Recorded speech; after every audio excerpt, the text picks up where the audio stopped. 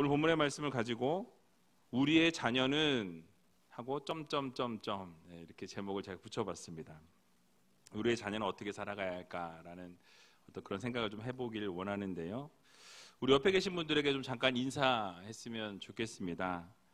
자녀는 최고의 선물입니다. 이렇게 인사했으면 좋겠어요. 자녀는 최고의 선물입니다. 예. 여러분 정말 자녀가 최고의 선물이 맞습니까?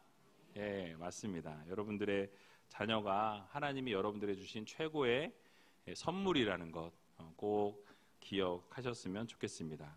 또 다시 한번 인사했으면 좋겠는데요. 정말 잘 오셨습니다. 이렇게 인사했으면 좋겠습니다. 예. 그리고 특별히 우리 자녀들이 오늘 이 자리에 왔어요. 졸린 아이들도 있을 거고, 졸리면 자도 된다 얘들아. 예. 그리고 아마 이제 너희들에게 선물이 있을 거야. 근데 오늘 안 주고 주일날. 예. 그래서 오늘 온 아이들에게는 예, 아마 보이지 않게 지금 체크가 되고 있을 거예요. 그래서 깜짝 선물을 부모님께 이렇게 드리도록 하겠습니다. 우리 김기현 장로님 손주가 될 우리 아기에게도 뱃속에 있는 아기도 선물을 드리도록 하겠습니다. 예, 축하드립니다. 그래서 그렇게 기도하러 나오셨어요. 오늘 뱃속에 있는 아기를 위해서 기도하고 싶으시다고 나오셔서 참 감사드리고요. 여러분 오늘은 정말 3대가 함께하는 기도회입니다. 뭐 인원이 많이 나오든 적게 나오든 그게 중요한 것이 아니라 귀한 자녀들을 위해서 축복하는 그런 시간을 오늘 가질 겁니다. 그래서 같이 기도하고 자녀들을 위해서 함께 눈물 흘리고 손잡고 또 안수해주고 이런 시간들을 통해서 귀한 자녀들을 정말 마음껏 축복해 주는 그런 귀한 시간들을 좀 가져볼까 해요. 그래서 마음을 좀 활짝 여시고, 그래서 아이들을 위해서는 또 사실 말씀 좀 짧게 해야 되는데 또 그렇게 하다 보면 또 너무 철야 기도가 짧아질 것 같아서 원래대로 준비한 대로 하도록 하겠습니다. 그래서 아이들은 졸리면 자도 돼요. 위에 있는 아이들도 졸리면 주무세요. 주무시다가 기도할 때 일어나시면 될 것 같습니다. 자, 여러분 어떤 부모가 자녀에게 이렇게 물어봤습니다. 너 커서 뭐가 되고 싶어? 라고 묻게 돼요. 아마 여러분들도 자녀들에게 뭐가 되고 싶냐라고 물어보신 적 참 많이 있을 거예요. 그래서 아마 한국 같은 경우는 뭐가 되고 싶냐고 물을 때 대부분 아이들이 뒤에 사자가 들어가는 그런 직업을 이야기했던 적이 많이 있습니다. 그런데 이제 어떤 아이에게 이렇게 너가 커서 뭐가 되고 싶니? 라고 물었을 때 그 한 아이가 뜻밖의 대답을 했다고 해요. 뭐라고 대답했냐면요. 아빠, 나 쓰레기차 운전수가 되고 싶어요. 라고 이렇게 대답했다 그래요. 여러분 만약에 이 자리에 앉아 계신 여러분들 자녀로부터 이런 대답을 들었다라고 한다면 여러분들의 반응은 어떠시겠습니까? 제가 이렇게 여쭤본 것은 쓰레기차를 운전하시는 분을 비하하거나 뭐 직업의 높고 낮음을 말씀드리기 위해서 예를 들은 것이 아닙니다. 그러니까 부모의 입장에서 자녀들을 향한 그 기대치가 우리는 어떻죠? 상당히 다 크다라는 거예요. 우리 자녀는 무엇인가 좋은 것을 했으면 좋겠고 우리 자녀는 무엇인가 좀 남들에게 드러나 보이는 것을 하면 좋겠다라는 생각을 모든 부모들이 한다라는 것이죠. 부모 입장에서는 자녀들에게 생각하는 기대치가 크기 때문에 만약 우리 아이가 이런 대답을 했다고 한다면 아마 부모님들은 깜짝 놀라시지 않을까라는 생각을 해봅니다. 그런데 미국의 달라스 신학교에 하워드 핸드릭스 박사라는 분은 이 말을 들었을 때 그 부모 입장에서 이렇게 대답해야 한다라고 말했습니다. 뭐라고 했냐면요. 그러니 하나님께서 너에게 그것을 원하신다면 너는 이 세상에서 가장 아름답게 쓰레기차를 운전하는 위대한 운전수가 되어야 한다라고 이렇게 그 교수님이 말씀하셨다 그래요. 여러분 이게 무슨 말씀입니까? 그러니까 하나님이 만약에 그 비전을 주셨고 그걸 원하신다면 그 아름다운 사명 하나님이 주신 것이기에 아름답게 감당하기를 원한다. 그렇게 했으면 좋겠다라고 격려하라라는 말씀이죠. 여러분, 사실 말이 쉽지 않습니다. 누군가가 그렇다라고 한다면 괜찮은데 그것이 내 얘기고 내 자녀의 얘기라면 여러분 어떻습니까? 받아들이기가 쉽지 않다라는 사실이죠.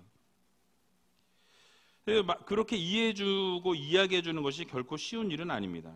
왜냐하면 우리의 마음속에 조금 전에 말씀드린 것처럼 내 자녀는 잘 됐으면 좋겠고 좋은 직업과 좋은 직장에서 일했으면 좋겠다라는 바람이 모든 부모들의 마음 가운데 있기 때문에 그렇다라는 것이죠. 근데 여러분, 사실 이러한 생각이 우리 마음과 생각 가운데 자리하게 되는 것은요, 세상 사람들의 이 가치관이 그대로 우리 안에 자리 잡았기 때문이라고 말씀을 드릴 수 있습니다. 대부분의 사람들은 자기 자녀들이 남보다 더 가지고 더 배우고 또 더 잘 살고 높은 사람이 되기를 원하는 것이 부모들의 마음이다라는 것이죠. 왜냐하면 그런 것들이 인생의 성공과 이 행복을 보장해 준다라는 생각을 우리가 갖고 있기 때문에 그렇습니다. 하지만 성경은요, 그렇게 말씀하지 않는다라는 것이에요. 성경은 하나님께서 우리가 하나님을 알고 하나님의 뜻대로 사는 것이 행복이다라고 성경은 우리들에게 말씀하고 있다라는 것입니다. 그래서 신명기 33장 29절을 보게 되면요, 이렇게 말씀합니다. 이 어저께 축복의 삶에서 우리 함께 숙제 검사를 제가 할 때 암송 구절이었는데요. 이스라엘이여, 너는 행복자로다. 여호와의 구원을 너같이 얻은 백성이 누구뇨? 그는 너를 돕는 방패시요 너의 영광의 칼이시로다. 내 대적이 내게 복종하리니 내가 그들의 높은 곳을 밟으리로다 라는 구절이 있습니다. 여러분, 무엇이라고 말씀합니까? 이스라엘에게 하나님께서 너희는 행복자로다 라고 이렇게 선포하고 계신다라는 사실이에요. 근데 이렇게 행복자라고 선포하시는 이유가 무엇입니까? 바로 여호와 하나님께서 너의 구원이 되어주시고 너의 돕는 방패가 되어주시고 너의 산성이 되어주시고 영광의 칼이 되어주신다. 너의 대적들이 너로 하여금 복종케 해주시는 하나님의 놀라우신 은혜가 날마다 있기 때문에 너는 바로 행복자다라고 성경은 말씀한다라는 것입니다. 그래서 이 세상적인 어떤 부귀영화와 세상적인 기준으로 바라볼 때 행복자들이 아니요, 하나님이 함께 하시고 하나님이 그들의 방패가 되어주시고 하나님이 산성이 되어주시고 하나님이 그들의 모든 것 되어주시는 사람들에게는 바로 어떠한 사람이라고요? 행복한 자들이다라고 성경은 우리들에게 교훈하고 있다는 것입니다. 또 잠언 9장 10절을 보게 되면요, 여호와를 경외하는 것이 지혜의 근본이요 거룩하신 자를 아는 것이 명철이니라 라고 성경은 우리들에게 교훈합니다. 그래서 여러분, 오늘을 살아가는 우리들에게도 동일하게 적용이 되어진다는 거예요.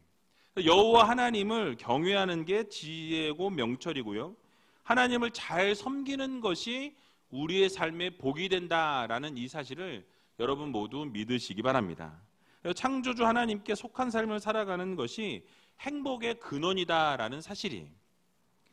여러분, 그렇다면 어떻게 하는 것이 자녀들이 이런 행복한 삶을 살게 되고 결국 하나님의 뜻대로 살아가는 자녀를 세워나갈 수 있을지, 오늘 이 세례 요한을 통해서 이 천사가 하는 말을 우리가 함께 살펴보면서 우리가 그 자녀들을 어떻게 세워나가야 할지를 좀 함께 생각해보는 시간을 갖기를 원합니다.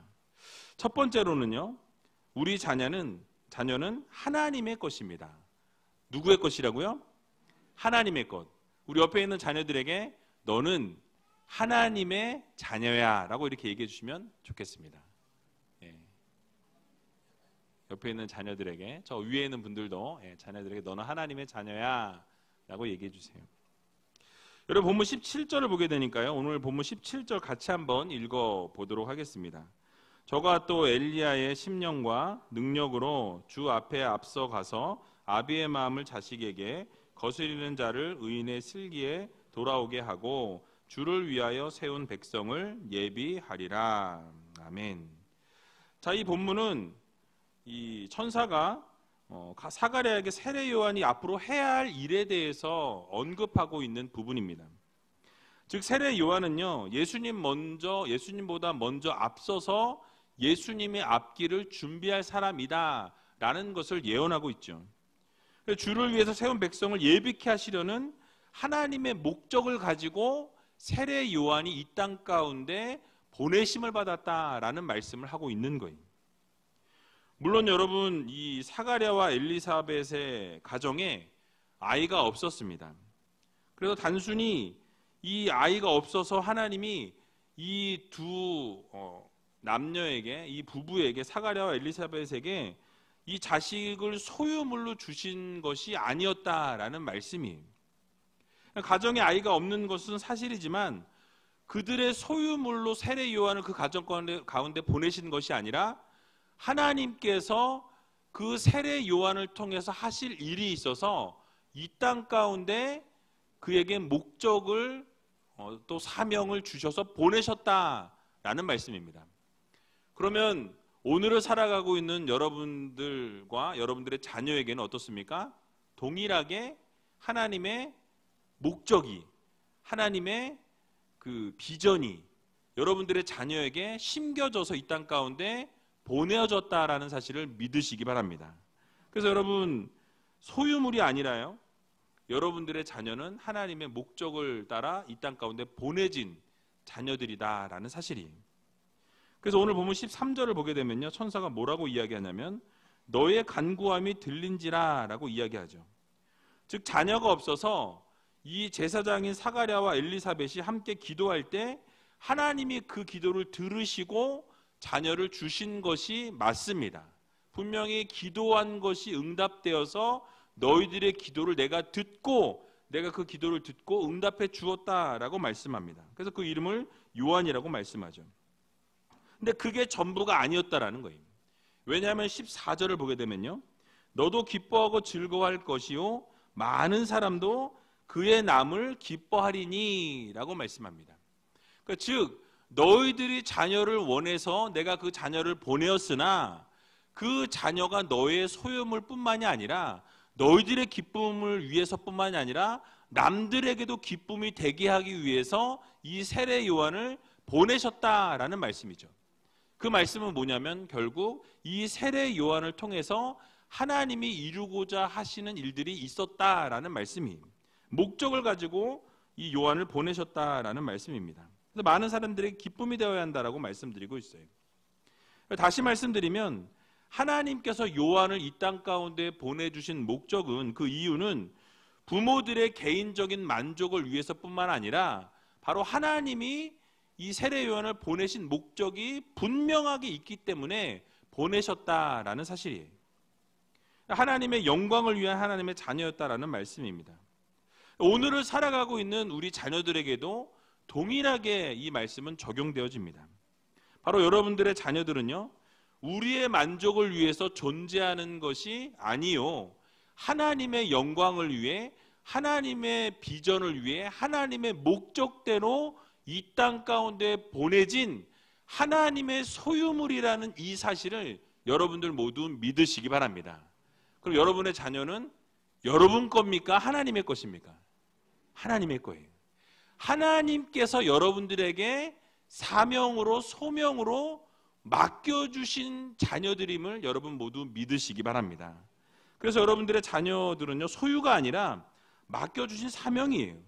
그래서 하나님이 잠깐 우리들에게 맡겨주셨기 때문에 우리는 하나님을 의지하면서 그 자녀들을 잘 키우기 위해서, 특별히 신앙으로 잘 키우기 위해서 그 아이들을 위해서 기도해주고 날마다 사랑해주고 격려해주고 칭찬해주고 늘 도와주고 믿음으로 자랄 수 있도록 이끌어줘야 한다라는 사실입니다. 그렇게 잘하고 계시죠? 자녀들한테 물어볼까요? 너희들의 엄마 아빠가 그렇게 잘하고 계시니? 웃고 있어요. 애들이 대답은 안 하고.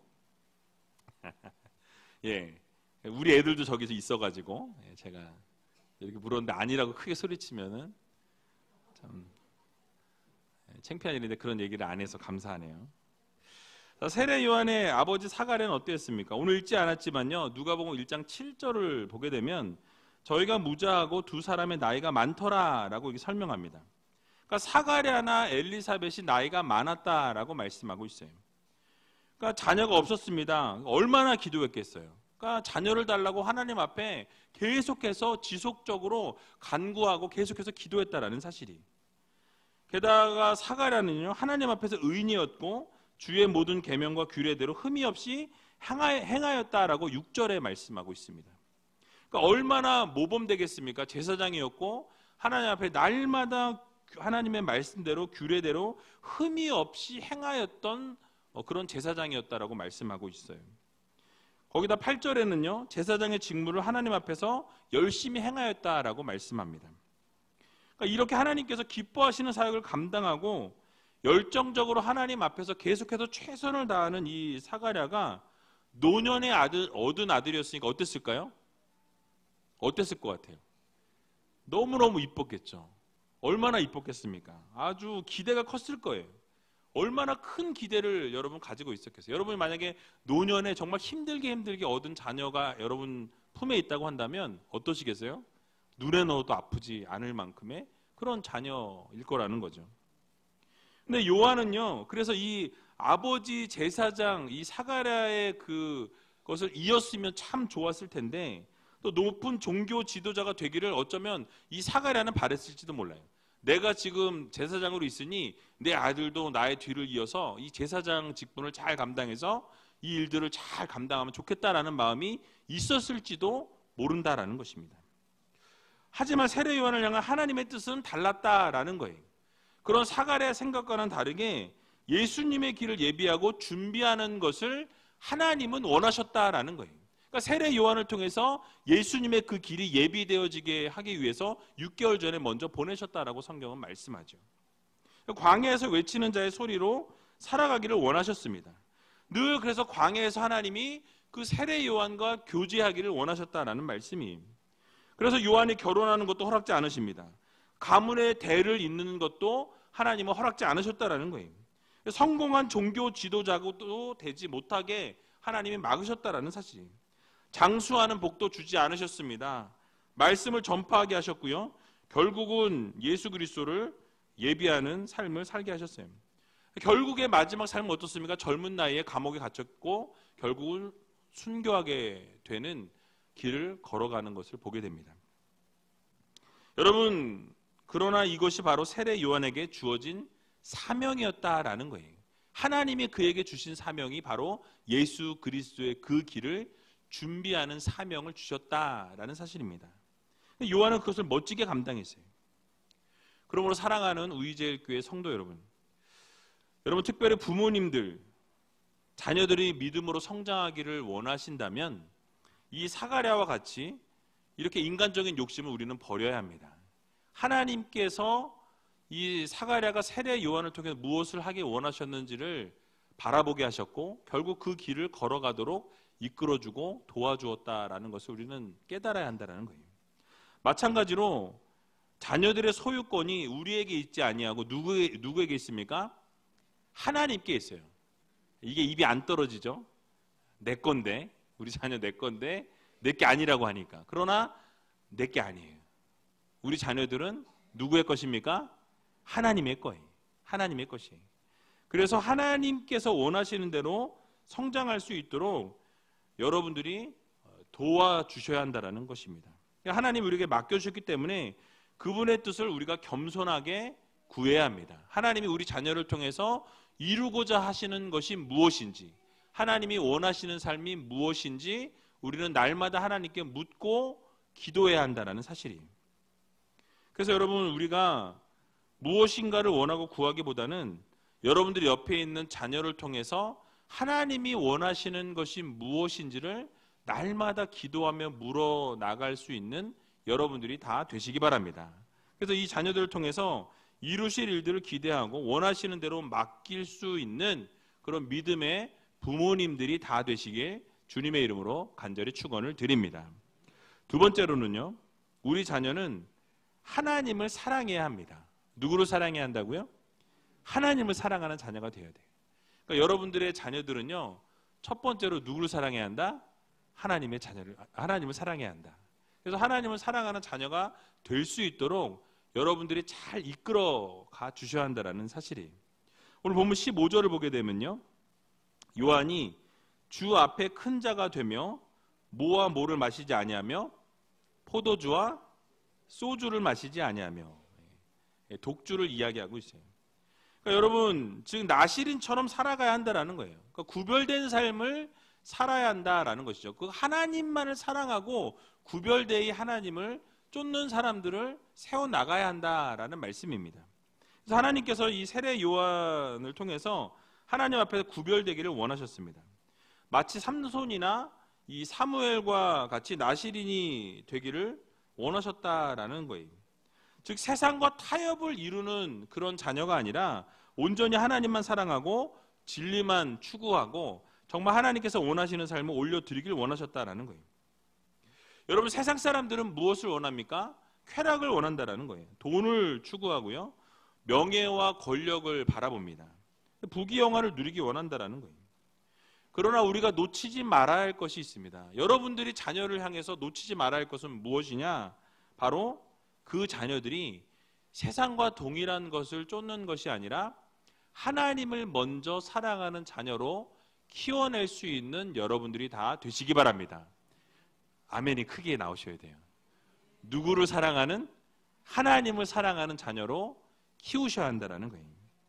그래서 여러분, 그 무엇보다 어떤 것보다 하나님을 우선순위로, 예수님을 우선순위로, 하나님 제일주의로 살아갈 수 있는 귀한 자녀를 길러내는 여러분들이 다 되시기 바랍니다. 우리 옆에 있는 분들에게 하나님 제일주의로 키우는 부모가 됩시다, 이렇게 인사했으면 좋겠어요.